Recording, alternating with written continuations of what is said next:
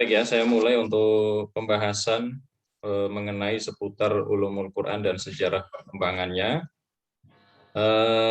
Kita mulai dari halaman 1 terkait dengan pengertian ulumul Quran ya. Jadi ulumul Quran itu sebagaimana sudah dijelaskan di dalam video kemarin bahwa ulum itu jamak ya. Jamak itu ya bukan sesuatu hal yang cuma satu saja ya. Bukan mufrad ya. Ilmu-ilmu itu bukan cuma satu saja. Jadi ilmu-ilmu itu berarti banyak. Ulumul Quran itu ilmu-ilmu Al-Quran. Ya, jadi cabang daripada ilmu Al-Quran itu sangat banyak sekali, tidak hanya satu saja. Bahkan ada yang menyebutkan itu sangat banyak sekali dan tidak terhitung. Bahkan ada yang menyebutkan ilmu-ilmu umum pun itu cabang daripada Al-Quran. Nah, itu ada yang menyebutkan seperti itu. Tapi nanti pembagian secara garis besarnya nanti bisa Anda lihat ya di dalam pembahasan selanjutnya. Jadi kalau kita menjelaskan ilmu, ada yang bisa jawab nggak ilmu itu apa? Silakan. Ilmu adalah pengetahuan. Ilmu adalah pengetahuan. Silakan, ada yang nggak setuju.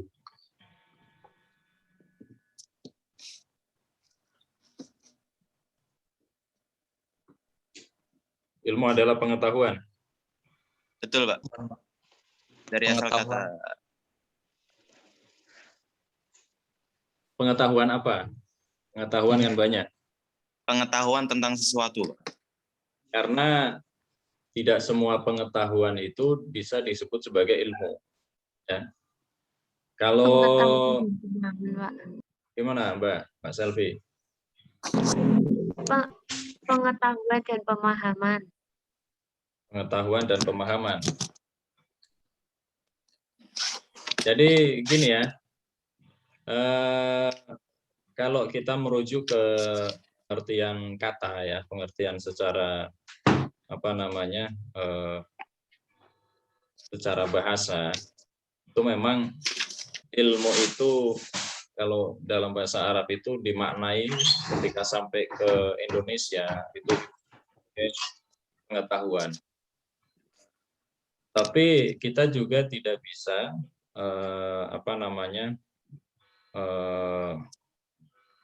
memaknai sesuatu itu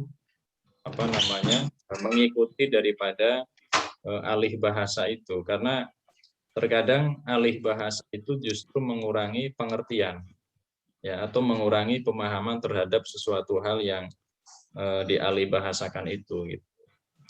Misalkan terkait tentang masalah pengetahuan ya, di dalam dunia barat misalkan. Kalau di dunia barat itu knowledge ya, knowledge itu juga pengetahuan juga, knowledge. Sedangkan ada istilah yang namanya science ya. Science itu ilmu pengetahuan.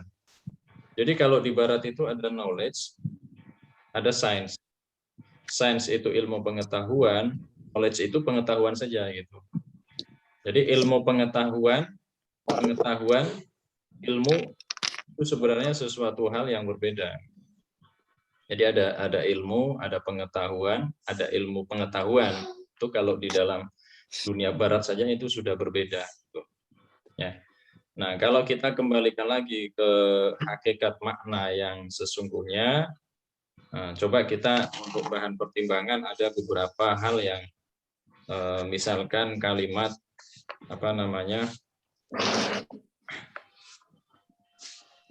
malah ilmu bila amal itu misalnya, kita merujuk ke Arab ya, karena ilmu itu kan berasal dari kata Arab ya.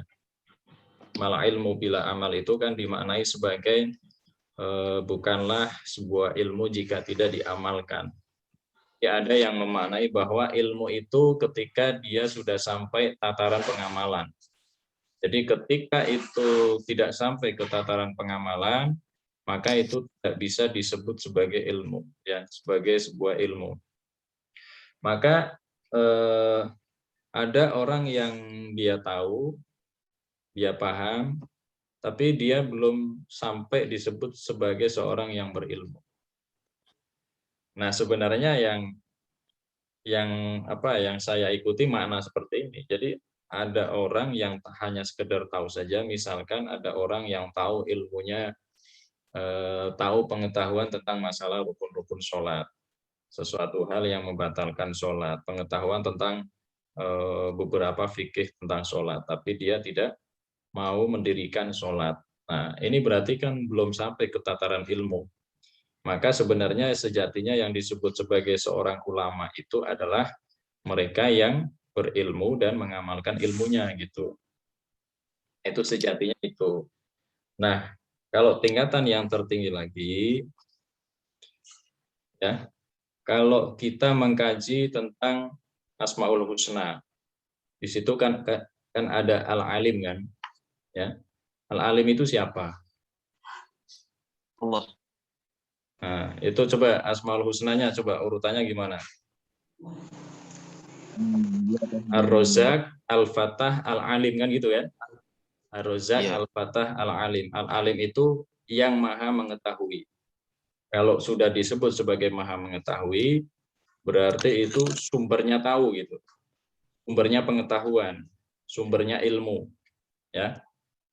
Sumbernya ilmu. Nah, jadi ilmu itu hakikatnya ya yang dari Allah itu, dan semua pengetahuan itu ya hakikatnya dari Allah. Maka kalau kita mau mencari ilmu, maka carilah yang maha tahu itu gitu. Seperti itu. Maka tingkatan tertinggi dari ilmu sebenarnya yaitu ya ma'rifatullah itu.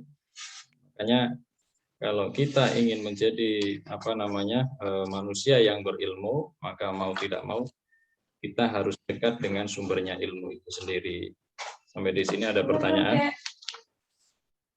tentang masalah ilmu ini.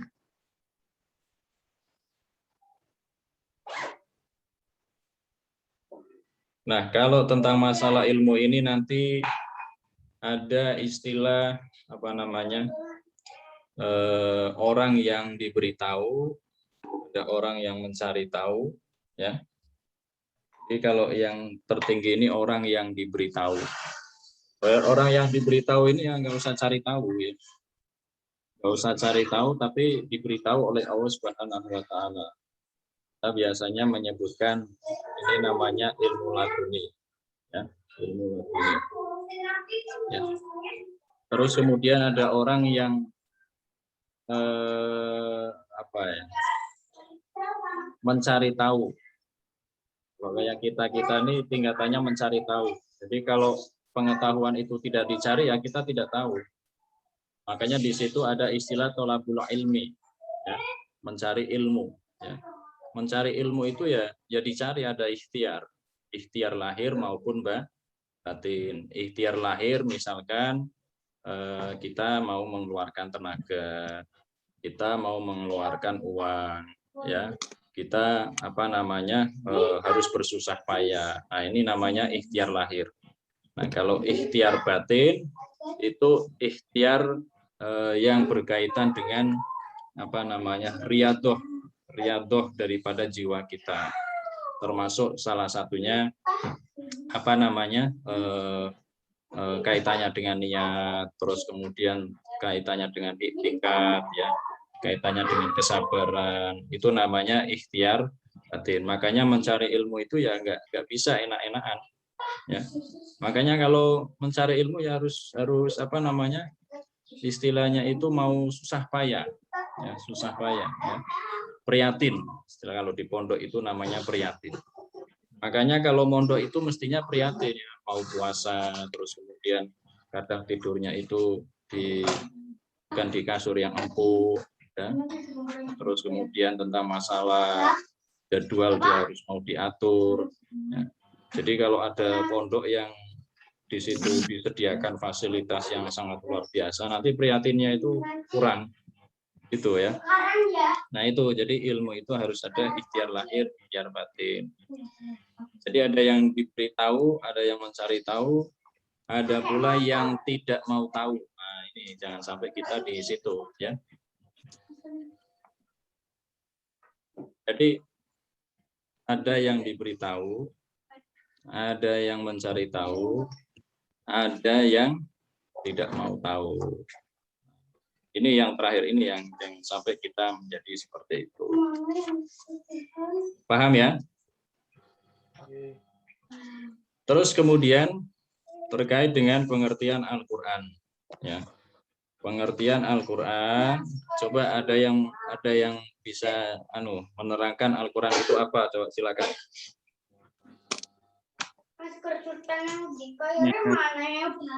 Silakan Reza. Saya, Pak. Silakan. Kalamullah, perkataan Allah yang diturunkan lewat malaikat Jibril, diberikan kepada Nabi Muhammad SAW. Gimana Mas garis bawahnya kalamullah? Kalamullah Terus yang diturunkan kepada Nabi Muhammad lewat perantara Jibril. Kepada Nabi Muhammad. Terus Lewat perantara malaikat Jibril. Lewat malaikat Jibril. Terus sudah, Pak. Nah, Itu. ini dari Mas siapa tadi? Reza Mahdavi, Pak. Reza Mahdavi, saya tulis nih, Reza Mahdavi. Terus yang lain coba mau menambahkan?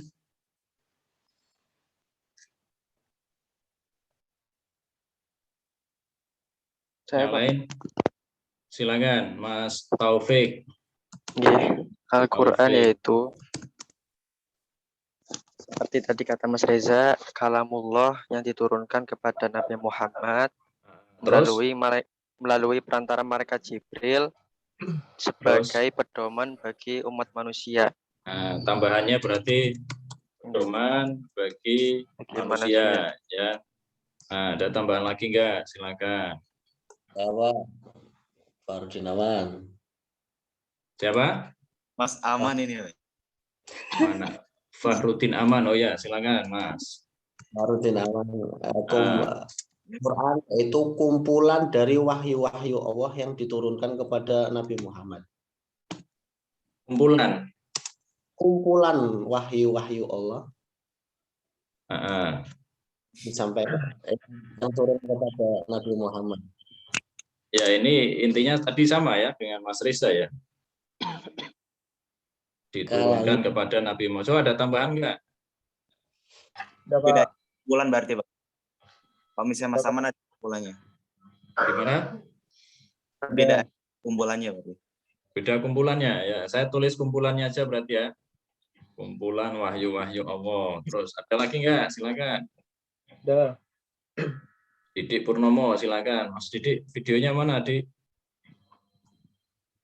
Apanya, Pak? Videonya mana videonya? Oh ya, udah. Silakan Mas Didik. Ya, Pak. Didik Purnomo. Al-Quran adalah sebuah kitab suci utama bagi umat Islam.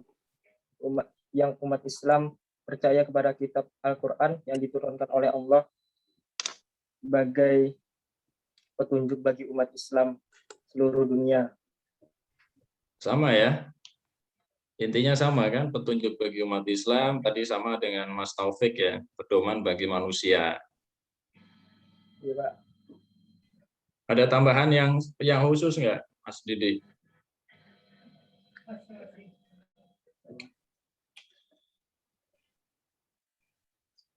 Al-Quran itu sebagai pedoman dalam kehidupan sehari-hari, Pak. Ya, intinya sama itu. Pedoman bagi manusia ini berarti kan termasuk dalam dalam keseharian umat manusia. Coba ini saya tulis yang ini ya, yang umat muslim itu percaya. Coba ini, yang itu ada lagi, satu lagi, coba. Saya, Pak. Silakan. Siapa tadi? Umina. Umina. Silakan Umina.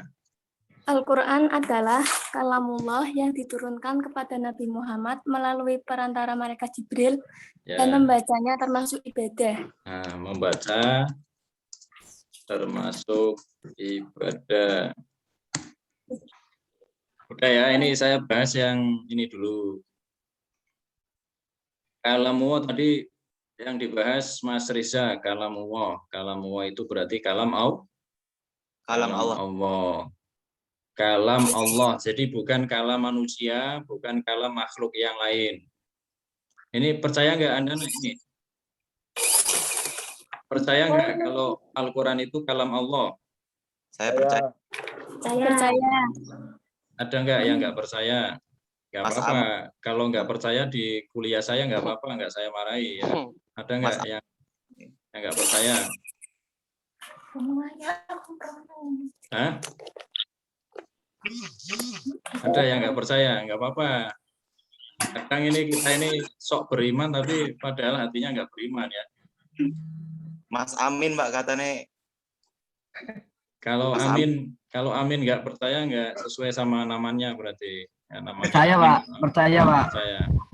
Nanti ngecocok. Amin, amin. Jadi di sini percaya semua ya kalau Al-Quran itu kalam Allah ya. Insya Allah. Percaya. Hah? Percaya, Pak. Tinggal nanti percayanya berapa persen ya. Tinggal nanti percayanya berapa persen. Karena ada yang wa idza laqul ladzina amanu qalu amanna wa idza khalau ila syayatinihim. Jadi ada orang yang percaya tapi sebenarnya mereka itu tidak percaya.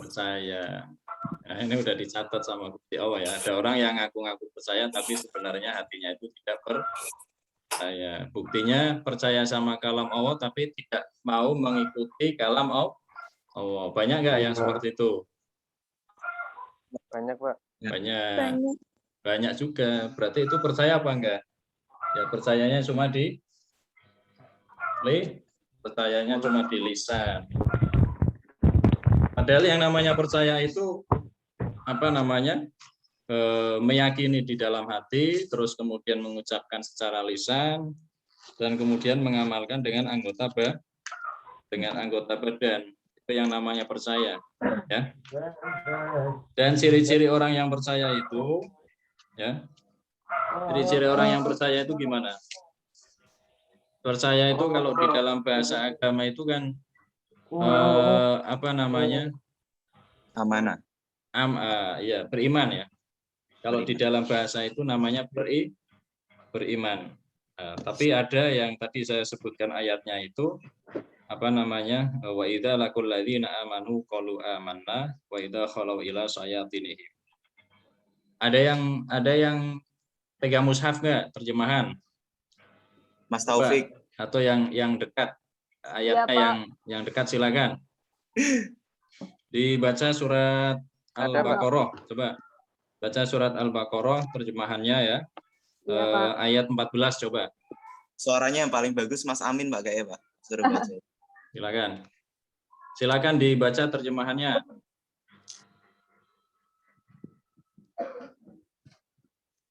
Terjemahannya atau ayat Al-Qur'annya, Pak? Ya, ayat Al-Quran boleh, nggak apa-apa, biar yang dengerin dapat pahala. Tadi katanya membaca dapat pahala. Silakan dibaca dulu, nanti baru dibaca terjemahannya. Bismillahirrahmanirrahim. Wa idza laqul ladzina amanu qalu amanna wa idza khalau ila syayatinihim qalu inna ma'akum innama nahnu mustahzi'un. Ya, silakan. Artinya, dan apabila mereka berjumpa dengan orang-orang yang beriman, mereka berkata, kami telah beriman.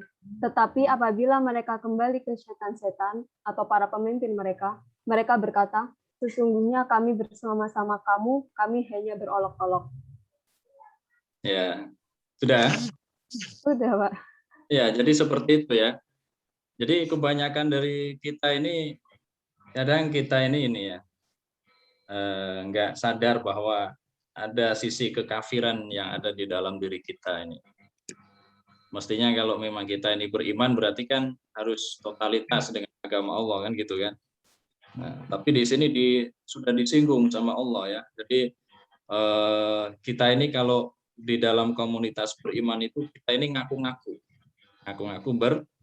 beriman ya. Tapi kalau lagi sendirian ya malas ibadah gitu kan. Ya, apalagi kalau dalam pergaulan yang wah luar biasa nih, kadang ya akhirnya kita ikut-ikutan juga. Jadi keimanan kita itu ya masih lemah seperti itu ya. Makanya itu tadi pentingnya pergaulan. Nah, kalau kita bicara tentang masalah keimanan itu ada itu di dalam surat Al-Anfal ya. Al-Anfal ayat 2. Gimana bacanya? Innamal mu'minuna alladzina idza dzukirallahu wajilat qulubuhum. Coba dibacakan. Bacaan ayatnya coba. Al-Anfal ayat 2. Al-Anfal itu surat ke-8 kalau nggak salah. Iya, juz 9, Pak. Ya, silakan dibaca ayat 2. Bismillahirrahmanirrahim. Innamal mu'minuna alladzina idza dzukirallahu wajilat qulubuhum wa idza tuliyat 'alaihim ayatuhu zadatuhum imanan wa 'ala rabbihim yatawakkalun. Nah, silakan diterjemahkan. Sesungguhnya orang-orang yang beriman adalah mereka yang apabila disebut nama Allah gemetar hatinya. Dan apabila dibacakan ayat-ayatnya kepada mereka, bertambah kuat imannya dan hanya kepada Tuhan mereka bertawakal. Nah, ini ya, jadi ciri-ciri orang yang beriman itu kalau dibacakan ayat-ayat Allah itu hatinya itu gemetar, merinding. Nah, tadi Anda dibacakan ayat-ayat Al-Qur'an merinding nggak? Biasa aja. Kalau biasa aja berarti belum bisa disebut beriman. Karena innamal mu'minuna alladzina idza dzukirallahu wajilat qulubuhum. Ya. Jadi kalau dibacakan ayat-ayat tentang masalah ya semua ayat itu gemetar hatinya. Ini disebut di dalam Al-Qur'an. Surat Al-Anfal tadi. Dan ketika disebut nama Allah, ini imannya itu bertambah. Nah, coba kita tanyakan ke diri kita. Kadang kita dibacakan Yasin 3 kali saja ya masih biasa saja gitu kan. Bacakan Yasin biasa saja. Ya. Kalah sama jin berarti ya, kalah sama setan. Setan itu, jin itu kalau merasuki tubuh manusia dibacakan itu kan panas, ketakutan, berarti kan ada pengaruh. Nah, kalau kita nggak ada pengaruh sama sekali berarti kalah sama setan. Jadi gitu ya. Nah, itu ya, jadi beriman ya. Jadi tadi terkait tentang masalah kalamullah. Jadi Al-Qur'an itu adalah kalam Allah. Nah, mestinya kalau kita percaya bahwa Al-Qur'an itu kalam Allah, ya mestinya kita harus mengikuti Al-Qur'an. Nah, itu. Terus kemudian diturunkan kepada Nabi Muhammad Shallallahu Alaihi Wasallam. Ini kalau bahas tentang masalah filsafat ya, di dalam ilmu filsafat Islam nanti dibahas secara mendalam. Tapi Anda kalau mau belajar filsafat harus kuat dulu imannya ya, harus didasari dulu dengan keimanan ya. Nah, makanya kalau di UIN atau di IAIN, PTKIN itu kan ada istilahnya yang namanya pengantar filsafat atau filsafat umum. Ada nggak Anda nih? Ada, Pak. Nanti pengantar filsafat? Filsafat umum gitu. Nah, kalau filsafat umum itu masih umum ya, pengantar filsafat itu sebenarnya masih umum. Nah, nanti ada masuk istilahnya ada filsafat Islam. Itu nanti termasuk salah satu pembahasannya itu tentang masalah kenabian, filsafat kenabian. Ada istilah cara menjadi nabi. Wah, itu dibahas itu. Ya. Nah, apakah nabi itu bisa diraih atau diperoleh dengan ikhtiar? Nih, derajat kenabian itu apakah bisa diraih dengan ikhtiar? Yang pasti setelah Nabi Muhammad itu tidak ada nabi. Jadi kalau ada tetangga Anda atau teman sekelas Anda di sini yang tiba-tiba ngaku nabi, jangan percaya, ya. Jangan percaya. Tapi kalau ada yang ngaku rasul, kira-kira percaya apa enggak? Nabi dan rasul beda enggak? Beda, Pak. Apa bedanya, Pak? Bedanya apa? Nabi nggak wajib menyampaikan risalah, Pak. Kalau rasul wajib. Kata siapa? Nggak wajib. Beda syariatnya, betul nggak, Pak? Oh, yang bukan nabi aja harus wajib menyampaikan. Nah, itu pengertian yang menyesatkan. Jangan diikuti ya. Nabi Nabi, misalkan Nabi tidak wajib menyampaikan, Rasul wajib menyampaikan. Berarti nanti kalau ada Rasul yang tidak menyampaikan dosa gitu. Nabi kalau nggak menyampaikan ya dosa juga, gitu ya. Jangankan Nabi dan Rasul ya, manusia kita ini aja mahasiswa IAIN Pekalongan, kalau tidak mau tabligh, tidak mau menyampaikan aja dosa, gitu ya. Nah kalau pernah ya, ada yang mengaku Rasul ya, saya percaya karena memang namanya Rasul ya, KTP-nya namanya Rasul. Nah itu kalau tetangga saya ada namanya Rasul. Ada orang Karangdadap. Nah, ada orang Karangdadap ngaku Nabi. Ini ada anak Karangdadap nggak di sini? Mas Zulham, Pak. Ada orang Karangdadap di sini. Mas Zulham. Bukan Pak, desa Pak. Oh, bukan. Ya, jangan-jangan saudaranya. Ya, jangan-jangan saudaranya ya atau kadernya ini. Ya kalau ada yang ngaku-ngaku Nabi ya udahlah diketawain aja, nggak usah dilayani, ketawain aja. Ketawain. Masa ngaku Nabi terus kitab kitab sucinya bikin sendiri, ngetik sendiri kayak bikin makalah ya. Ngalahin Anda ini yang sudah S1 ya. Anda saja kadang bikin makalah saja masih semrawut kan.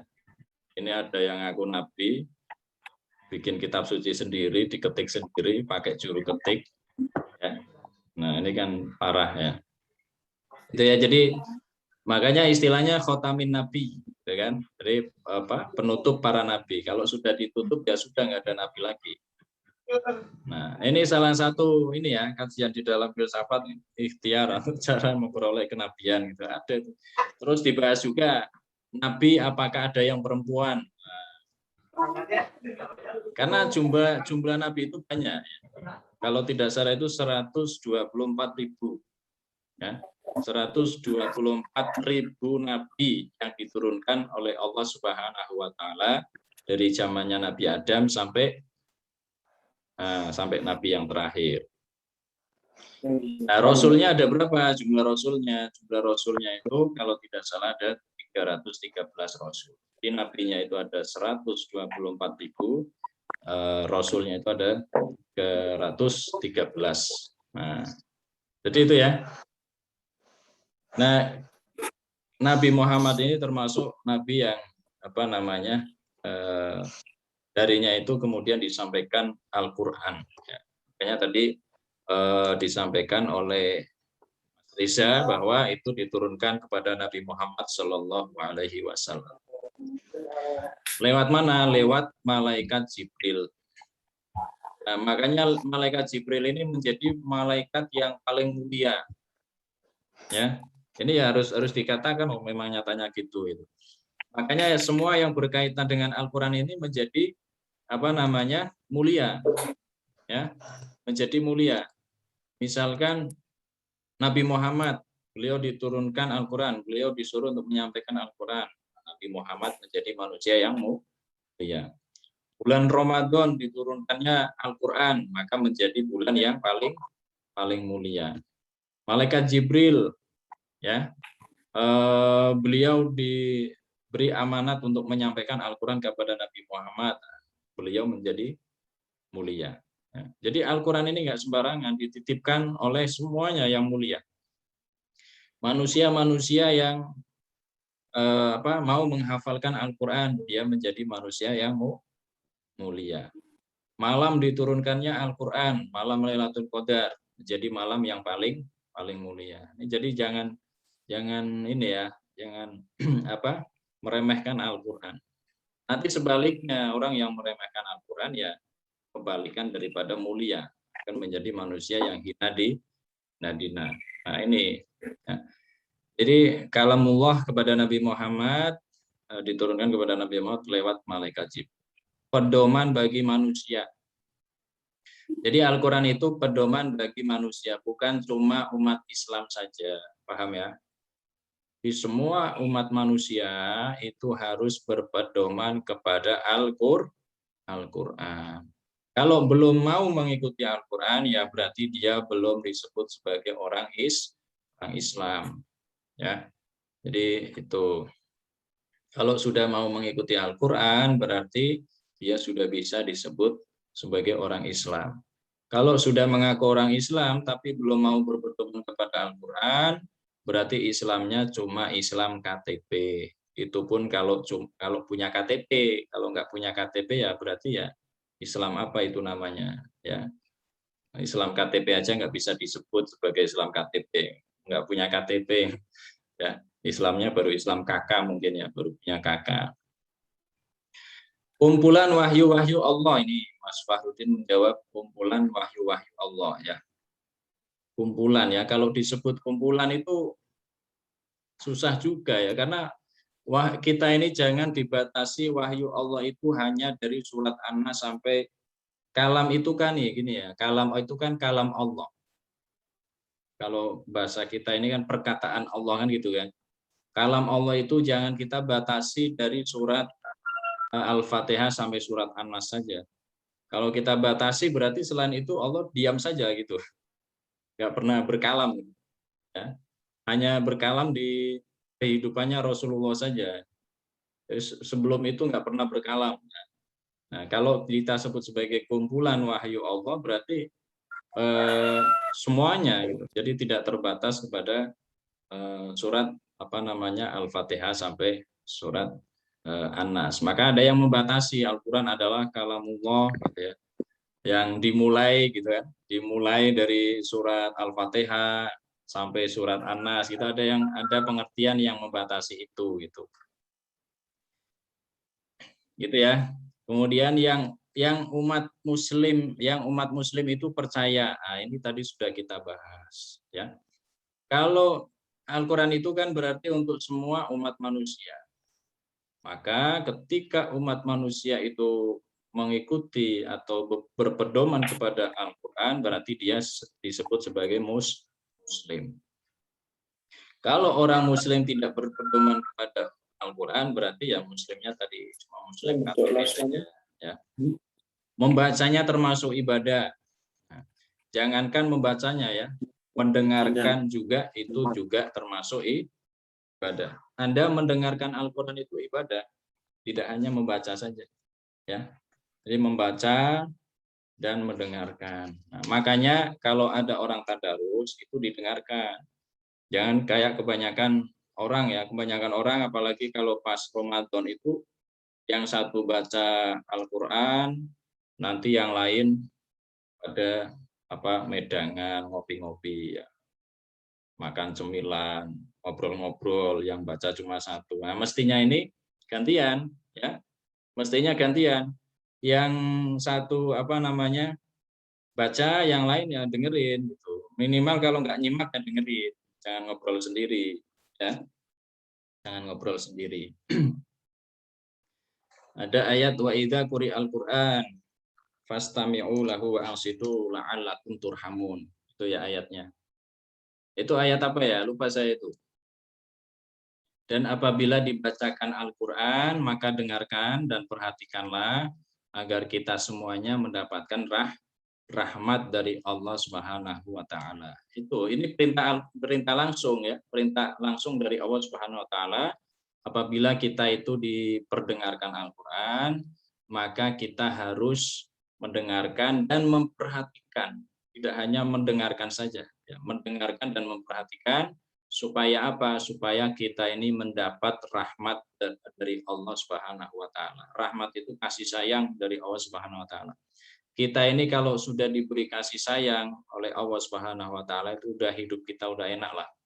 Ya udah dikasih sayangi sama Allah. Anda kalau sayang orang tua Anda lah, orang tua kalau sayang banget sama Anda ini kan luar biasa nih, nggak mau anaknya itu rekoso kan. Kita ini kalau sudah dapat rahmat dari Allah Subhanahu wa taala ini akan terhindar dari yang namanya kesulitan di dalam hidup kita. Ya, atau kesengsaraan di dalam hidup kita. Makanya orang yang mendapat rahmat dari Allah Subhanahu wa taala insya Allah hidupnya bahagia dunia akhirat. Itu ya. Ini ya muncul pertanyaan lagi nih.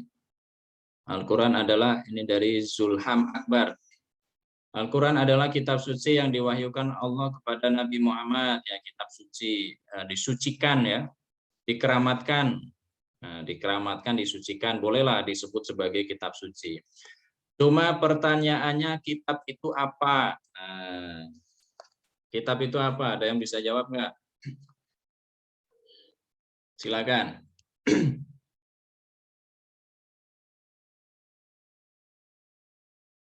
Ada yang bisa jawab nggak? Kitab itu apa?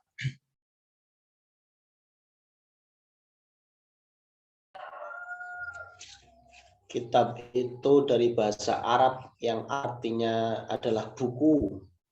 Buku. Berarti buku suci. Bisa dikatakan seperti itu, Pak, menurut. Buku suci. Ada yang lain silakan. Buku suci ini dari Mas Fahrudin jawabnya buku suci. Kitab niku itu Pak berasal dari bahasa Arab, kata banyak buku kitaban. Ya. Terus sama Tulisan kitab, Pak. tulisan. Tulisan Pak. Berarti tulisan suci. Ya, ya boleh nggak apa-apa. Kalau kuliah sama saya itu jawab bebas, terserah ya, nggak berpengaruh sama nilai. Ada lagi silakan. Kumpulan Reza, dari tulisan, Pak. Reza silakan Reza. Kumpulan dari tulisan-tulisan. Kumpulan. Betul nggak, Pak? Dari tulisan-tulisan. Kan ini Nah. kitab aja kan, Pak, bukan pakai suci ya. Maksudnya kitab secara umum kan. Ya, secara umum bolehlah, terserah. Oke, tadi Mas Farudin jawab kitab itu buku, terus Mas Zulham itu kitab itu tulisan. Jadi kalau buku nggak ada tulisannya bisa disebut kitab nggak, Mas Farudin? Lah, mobilnya. Hah? Tidak. Enggak. Tidak. Mas Zulham gimana, Mas? Kalau ada buku nggak ada tulisannya bisa disebut kitab nggak? Tadi Mas Zulham yang jawab tulisan. Kalau Mas Reza tadi jawabnya apa, Mas? Kumpulan dari tulisan-tulisan. Jadi kumpulan-kumpulan, Pak. Kalau Gimana, Mas Zulham? itu kalau kitab itu apa namanya Pak? Kumpulan Allah, kumpulan wahyu Allah yang disampaikan oleh para rasul untuk diajarkan kepada manusia sebagai pedoman hidup. Nah, sekarang kalau kita langsung gimana? Nih, satu lagi Didik Purnomo, silakan. Kitab adalah sesuatu yang menjelaskan tentang pemahaman-pemahaman untuk mengetahui ilmu yang terkandung di dalamnya. Oke. Mas Alfi. Intinya gini ya, intinya Anda memaknai kitab itu benda gitu ya. Kitab itu benda yang berupa ada tulisan-tulisannya gitu ya. Gitu ya. Nah, sekarang pertanyaan saya, di zaman Rasulullah itu sudah ada kitab Al-Quran apa belum? Belum, Pak.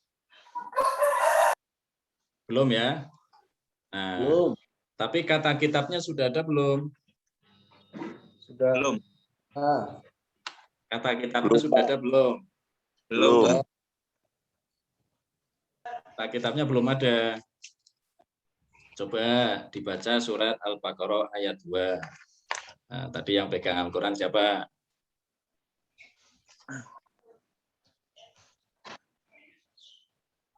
Iya, Pak.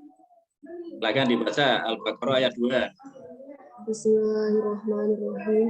Dzalikal kitabul la raiba fihi hudal lil muttaqin. Nah, udah. Silakan dibaca terjemahannya. Kitab ini tidak ada keraguan padanya, petunjuk bagi mereka yang bertakwa. Nah, kitab yang dimaksud di situ apa itu? Al-Qur'an. Iya, kan Al-Qurannya belum ada kitabnya, belum dituliskan, belum dibukukan. Iya. Gimana ini yang tadi jawab Mas Farudin? Pedoman mungkin pedoman. Nah, itu ya. Hah? Gimana? Sudah ada bahasa kitab tapi belum wujud berarti, Pak. Setuju, Pak. Itu. Mungkin masih berupa lembaran-lembaran mushaf, Pak. Jadi kitab yang dimaksud di dalam Al-Quran itu ya kitab yang ada di dalam diri Anda, bukan di luar diri Anda. Paham nggak? Kitab di sini itu bukan kitab catatan yang ada di dalam kertas-kertas, di dalam benda-benda. Catatan yang ada di dalam diri Anda. Maka Al-Quran itu tidak bisa disangkut pautkan dengan yang namanya benda-benda yang sifatnya itu tidak kodim. Al-Quran itu kodim apa enggak kodim? Kodim, Pak. Apa kebalikan kodim itu apa? Kudus ya? Terus Al-Quran itu kodim apa enggak? Kodim, Pak. kodim, Pak. Nah, kodim itu artinya apa? Terdahulu. Artinya terdahulu. Kekal enggak? Kekal, Pak. Jadi itu tidak bisa disangkut pautkan dengan tulisan yang ada di dalam kitab-kitab, buku-buku. Itu enggak kodim itu. Ya, bahkan di zaman Rasulullah saja belum ada. Maka Al-Quran itu juga ada yang menyebutkan kitab. Nah, termasuk orang-orang Nasrani itu menyebut kitab sucinya itu ya Alkitab itu gitu kan. Maka kitab yang dimaksud itu kitab yang bagaimana? Karena ya kitab yang dimaksud di dalam Al-Quran di sini ya merujuk kepada kitab yang ada di dalam ruhnya manusia itu. Coba dibaca lagi Mbak Rofi'atuz Zahra, surat Al-Isra ayat 14.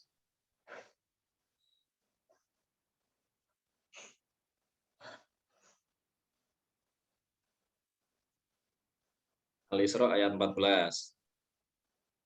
Bismillahirrahmanirrahim. Iqra' kitabak kafa binafsikal yawma 'alaika hasiba. Nah, artinya apa?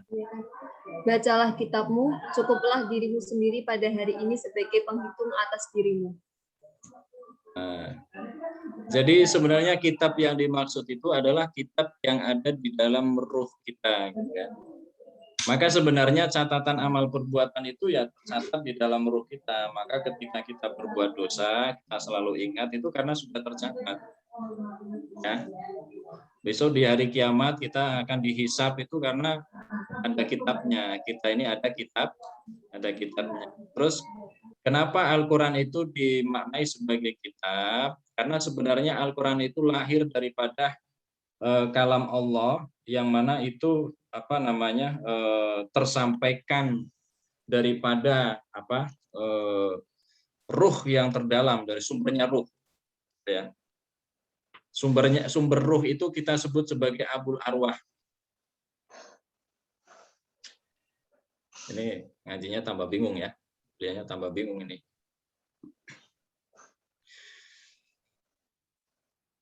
Ini jadi Allah itu berkata-kata kepada Nabi, ya, itu bukan melalui alam yang sebagaimana kita kenal di sini. Itu langsung ditransfer ke ruh para Nabi dan Rasul itu melalui istilahnya kalau kita menyebutkan hati yang paling dalam, gitu ya. Kalau bukan Nabi dia dikatakan sebagai ilham. Ya. Ilham itu yang paling ringan ini. Ilham itu yang paling ringan. Nah, sebenarnya ilham itu lahir daripada hati nurani, kan gitu. Ya, hati nurani. Hati nurani Anda itu tidak mungkin berbohong. Dan itu bisa membedakan mana yang baik dan mana yang benar. Ya. Nah, makanya hati nurani ini yang nggak bisa dibohongi dan nggak bisa berbohong. Anda kalau mengikuti hati nurani ini belum mengikuti wahyu loh ya, hati nurani saja. Hati nurani saja, Anda mengikuti hati nurani saja, insya Allah nggak bakalan salah. Ya, ada yang menyebutkan istilah lain, ada istilahnya intuisi. Orang itu ya kalau bisa mengaktifkan intuisi setiap saat, ini sudah bagus, sudah sangat bagus sekali. Ini sesuatu hal yang masih bisa dipelajari, hal-hal semacam ini. Bahkan orang yang tidak beragama Islam saja, kalau dia bisa mengikuti hati nurani, ya dia akan di apa ya? Istilahnya akan diarahkan. Ya, ada hidayah. Makanya kita ini ya, kita selalu menemukan orang-orang yang dia beragama non-muslim, dia sebagai seorang pendeta, ya, dia hati nuraninya bersih, terus mencari, akhirnya diarahkan kepada Al-Qur'an, akhirnya diarahkan kepada agama Islam. Ini ya, namanya hidayah itu seperti itu. Ini baru ilham ya, namanya ilham, belum wahyu.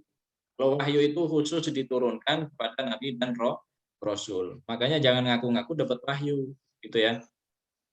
Wahyu itu ya ini kaitannya sama kalamullah itu tadi. Kalau sudah yang namanya mukjizat, nah ini nanti kita kaji ada satu bab yang namanya Ijazul Quran. Ya. Ijazul Quran itu mukjizat Al-Quran, kemujizatan Al-Quran. Nah kita kembali lagi kepada tadi yang namanya kitab ya. Kitab itu yaitu tadi hakikat daripada kitab itu ya apa yang ada di dalam ruh kita. Nah nanti kalau kita mengkaji tentang masalah ruh, Anda kajinya di ini aja lah, di filsafat Islam, itu juga dikaji di dalam ruh. Kalau ulumul Quran nanti waktunya nggak cukup ya, kaji itu. Jadi kitab, mana ini tadi tulisannya, kitab suci. Ya, kitab suci yang diwahyukan Allah kepada Nabi Muhammad SAW sebagai rahmat dan petunjuk bagi manusia yang beriman dan bertakwa dalam hidupnya. Nah, jadi gini ya, ya memang betul juga ya Mas Zulham ini menyampaikan petunjuk bagi pedoman. Kalau pedomannya itu bagi umat manusia, tapi dia akan menjadi petunjuk. Coba kita misalkan baca wa nunazzilu minal qur'ani ma huwa syifaa'u wa rahmatul lil mu'minin wa la yasidu dhalimina illa khasara. Al-Qur'an itu dia itu apa namanya? Bisa menjadi obat dan rahmat bagi orang-orang yang beriman. Ini ya. Termasuk petunjuk juga bagi orang-orang yang beriman. Tapi buat orang yang beriman justru itu akan berbalik. Maka jangan ini ya. Kalau kita mau mengikuti Al-Qur'an, kita siapkan dulu diri kita gitu. Terutama niat kita. Ya. Jangan sampai kita mempelajari Al-Qur'an niatnya nggak benar. Paham nggak? Nanti kita akan kualat nih, bahasanya kita ini kualat ya, bahasa kita ini kualat. Kita mau belajar Al-Qur'an niatnya nggak benar, nanti kita kualat kita ini. Wala yasidu dhalimina illa khasara, dan tidak akan mendapatkan apa-apa orang-orang yang zalim itu kecuali kerugian. Jadi seperti itu. Ini ya, terus kemudian apakah Al-Quran itu turun sebagai petunjuk manusia yang beriman? Nah, tadi kan sudah dijelaskan. Manusia yang tidak beriman berarti bukan tujuan dibuatkan. Sebenarnya Al-Quran itu petunjuk bagi umat manusia, pedoman. Pedoman itu ya silakan semua umat manusia mengikuti. Pokoknya kalau mau mengikuti ya berarti. Kalau dia sudah ada mau mengikuti berarti disebut sebagai yang beriman. Kalau nggak mengikuti ya berarti nggak mau beriman, kan gitu saja. Ya.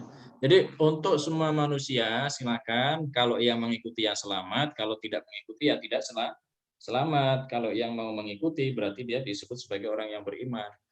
Kalau tidak mau mengikuti berarti tidak disebut sebagai orang yang beriman. Nah sekarang tergantung Anda masing-masing mau mengikuti apa tidak, udah itu saja. Karena tidak ada paksaan ya. La ikraha fid din, tidak ada paksaan di dalam kita ini beragama atau mengikuti Al-Quran. Silakan, tapi resiko ditanggung sendiri. Kitab wahyu Tuhan yang dibukukan. Nah, jadi nanti masalah pembukuan Al-Quran dibahas di dalam bab kodifikasi Al-Quran. Beda ya, nanti kita bahas tentang masalah bagaimana penulisan, bagaimana pembukuan, apa hakikat ya, sejarah dan lain sebagainya. Kitab adalah wahyu Allah yang disampaikan oleh para rasul untuk diajarkan kepada manusia sebagai pedoman. Nah, sampai sini ada pertanyaan nggak? Silakan.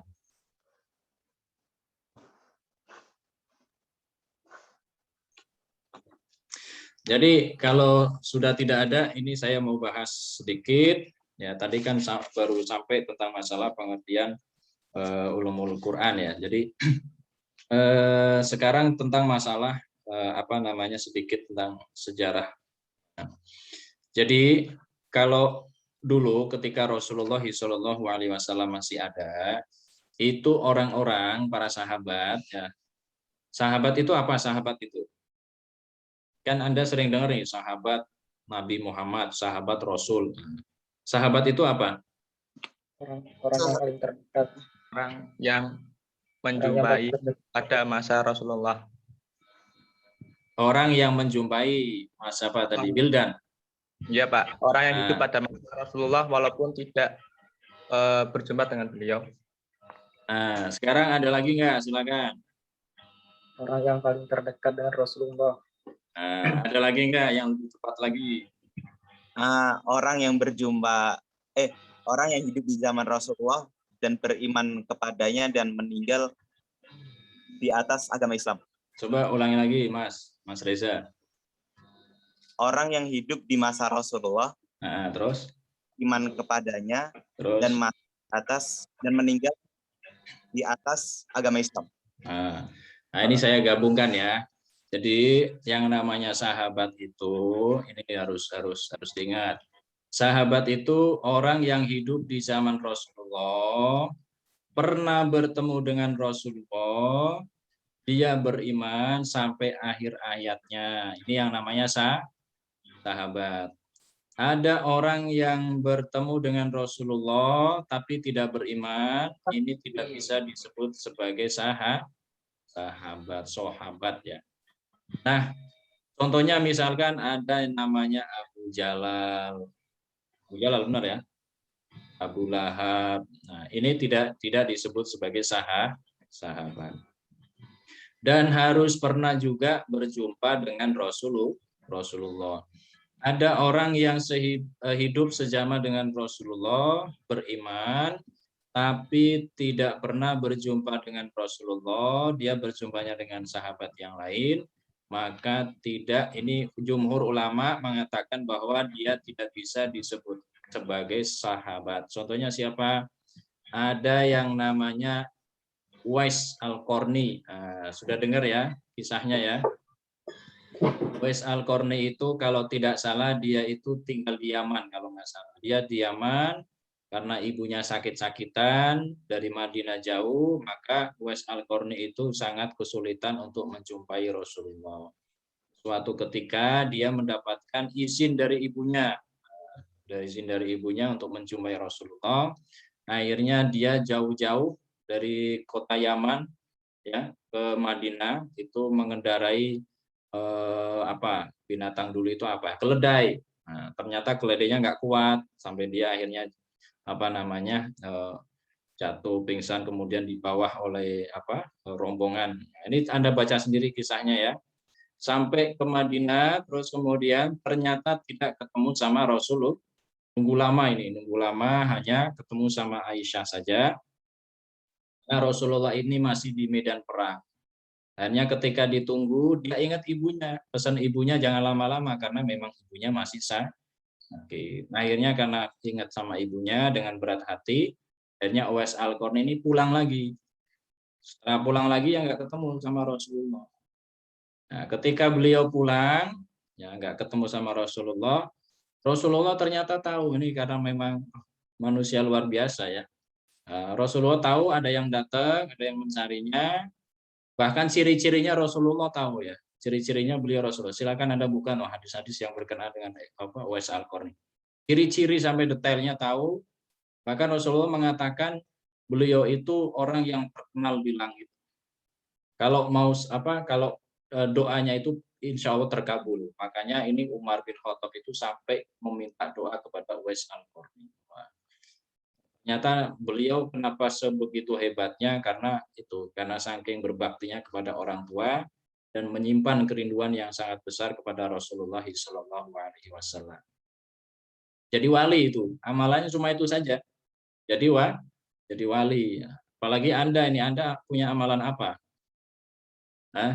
Di wali. Nah, di sini ada wali nggak? Tidak ada yang tahu seorang wali itu wali kecuali dia seorang wali. Kalau sesama wali murid ya tahu juga ya, wali murid. Karena sering rapat bareng gitu ya. Sekarang rapatnya di Zoom, jadi nggak saling tahu namanya saja. Nah itu ya, jadi itu termasuk Uwais Al-Qarni ini tidak, jumhur ulama mengatakan bahwa beliau tidak bisa disebut sebagai sahabat meskipun ketemu di zaman meskipun hidup sejaman dengan Rasulullah, meskipun beriman sampai akhir hayatnya, karena beliau tidak pernah berjumpa dengan Rasulullah maka tidak disebut sebagai sahabat. Ketemunya dengan para sahabat, jadi beliau dikategorikan sebagai tabi'in. Ya. Nah, kalau tabi'in sama, kalau tabi'in itu hidup sejaman dengan sahabat, pernah bertemu dengan sahabat dan beriman. Nah, nanti ada lanjutannya lagi tabi'ut tabi'in. Ada sahabat, tabi'in, tabi'ut tabi'in. Nah, nanti ada pengikutnya salafus soleh. Nah, zaman salafus soleh itu dibatasi 3 abad saja. Jadi kalau ada orang yang mengaku pengikut salafus soleh, itu berarti dia mengikuti ulama awal-awal 3 abad pertama dari zaman Rasulullah. Mereka menyebutkan, biasanya orang-orang yang mengikut salafus soleh ini mereka mengaku sebagai salafi, salafiyun, gitu ya, salafi.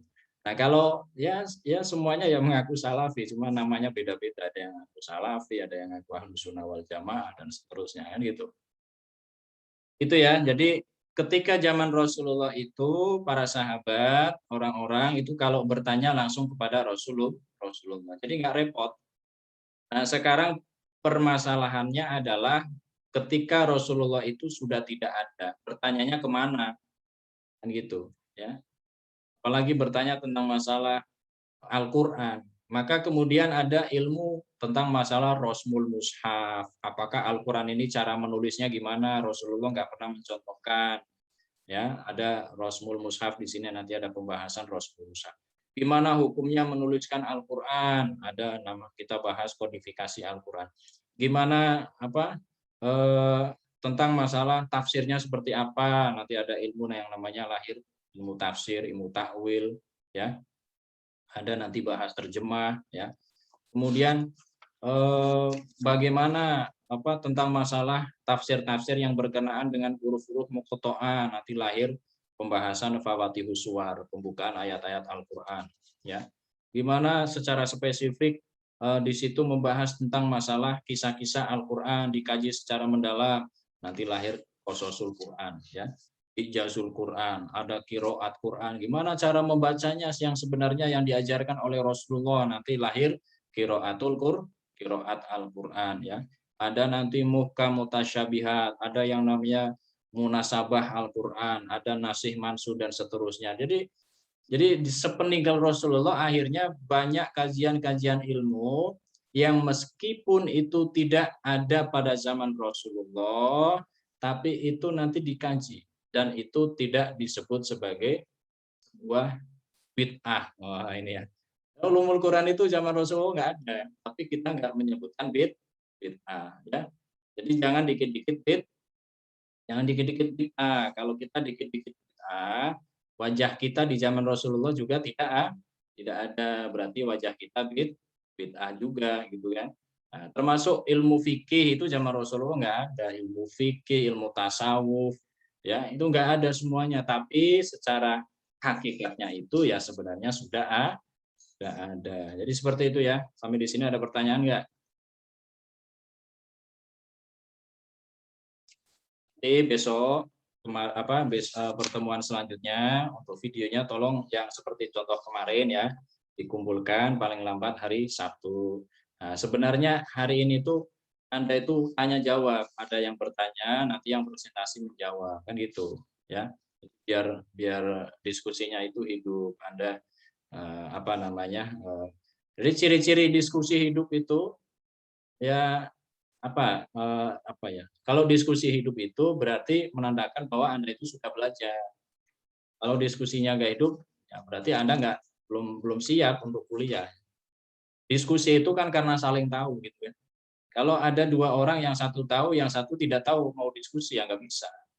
Diskusi itu harus sama-sama tahu. Makanya kalau Anda mau berdiskusi, berdiskusilah dengan orang yang sama-sama tahu. Kalau nggak tahu jangan diajak diskusi, nanti nggak nyambung kan gitu.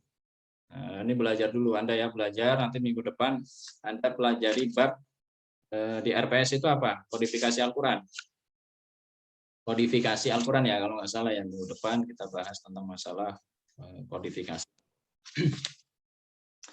Atau penurunan Al-Qur'an nanti Anda lihat ya di RPS-nya itu apa yang untuk kelompok 2 ya, penurunan Al-Qur'an atau kodifikasi Al-Qur'an. Itu ya, sampai di sini ada pertanyaan nggak?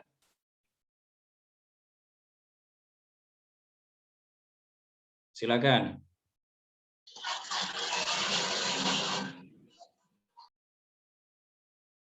Nggak ada. Kalau nggak ada, silakan apa namanya? Ini kelas apa ini? Kelas C, C, Pak. Pak. Kelas C. Nah, kalau tidak ada pertanyaan, silakan videonya diaktifkan. Kita mau absen dulu. Silakan videonya diaktifkan, ya. Sebentar, nih ada yang belum aktif.